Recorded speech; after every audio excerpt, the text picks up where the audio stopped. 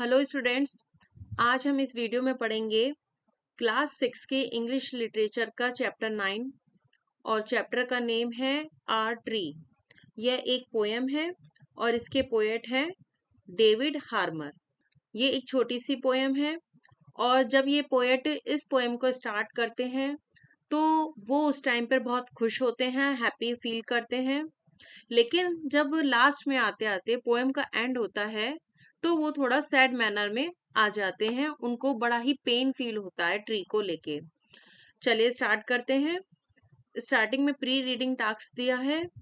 First point है, have you observed a tree grow? Does it grow quickly और take long to grow? क्या आपने एक पेड़ को उगते हुए ऑब्जर्व किया है, उसको देखा है, और क्या ये बहुत जल्दी ग्रो कर जाता है या इसको बहुत टाइम लगता है? सेकंड पॉइंट है, list the things we get from trees. जो चीजें हमें पेड़ से मिलती हैं उनको हमें एक लिस्ट में प्रेजेंट करना है। थर्ड पॉइंट है, why do we cut trees? हम पेड़ों को क्यों काटते हैं? लास्ट पॉइंट है, is it good to cut trees? क्या पेड़ों को कट करना, उन्हें काटना अच्छा है? तो इस तरह से 4 क्वेश्चंस हैं जिनके आपको आंसर देने हैं। एक छोटी सी एक्टिविटी है। Now read the following poem. चलिए अब इस पोएम को पढ़ते हैं। It takes so long for a tree to grow, so many years of pushing the sky.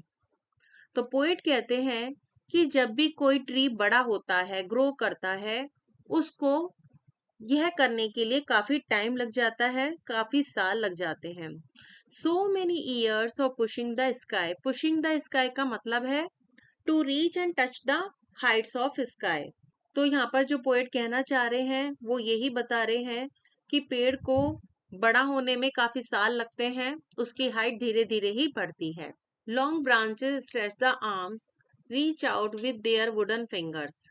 तो जो पेड़ की ब्रांचेस होती हैं उनको अपनी आर्म्स को फैलाने के लिए काफी टाइम लगता है। यहाँ पर पर्सोनिफिकेशन है, फिगर ऑफ स्पीच का यूज किया गया है। Reach out with their wooden fingers. Wooden fingers जो हैं वो स्मॉल स्टैम्प के लिए यूज किया गया है ये words.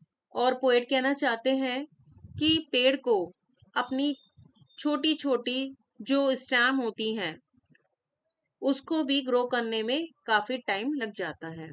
Years drift by, fall like leaves, from green to yellow, then back to green. Poet यहाँ पर कहते हैं कि जिस तरह से जो एक पेड़ की पत्तियां होती हैं, लीव्स होती हैं, वो पहले ग्रीन होती हैं और थोड़े दिनों के बाद में वो येलो हो जाती हैं और वो नीचे गिर जाती हैं। उसके बाद फिर से नई ग्रीन लीव्स निकलनी स्टार्ट हो जाती हैं। इसी तरह से जो ईयर्स हैं वो भी पास होते जाते हैं, एक के बाद एक साल निकलते जाते हैं और ऐसे करते करते पेड़ बड़ा हो जाता है, उसका डेवलपमेंट हो जाता है। तो ये प्रोसेस बहुत लंबी होती है। Since my granddad was a boy and then before his father's father। तो वो टाइम याद करते हैं कि जब मेरे दादाजी छोटे थे और उनके भी फादर के जो फादर थे, उस समय से उन्होंने एक पेड़ को बढ़ते हुए देखा है। There's been an elm outside our school। Poet कहते हैं कि उनके स्कूल के बाहर एक बहुत बड़ा पेड़ था जिसकी ब्रांचेस बहुत फैली हुई थी। Its shadow long across our playground. और उसकी जो शेडो थी, परछाई जो थी, वो हमारे प्लेग्राउंड पर पड़ती थी।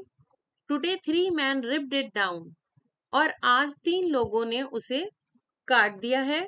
Chopped it up, it took 10 minutes. और इसके टुकड़े टुकड़े कर दिए और ऐसा करने में उन्हें सिर्फ 10 मिनट्स लगे।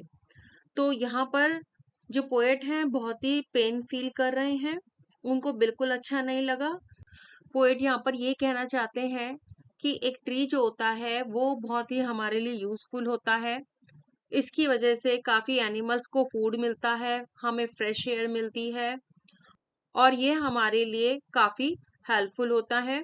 इसको डेवलप होने में काफी टाइम लगता है, लेकिन यदि हम इसको काटें तो ये 10 मिनट में कट जाता है। तो हमें ऐसा नहीं करना चाहिए। हमने पोएम यहाँ पर फिनिश कर ली है।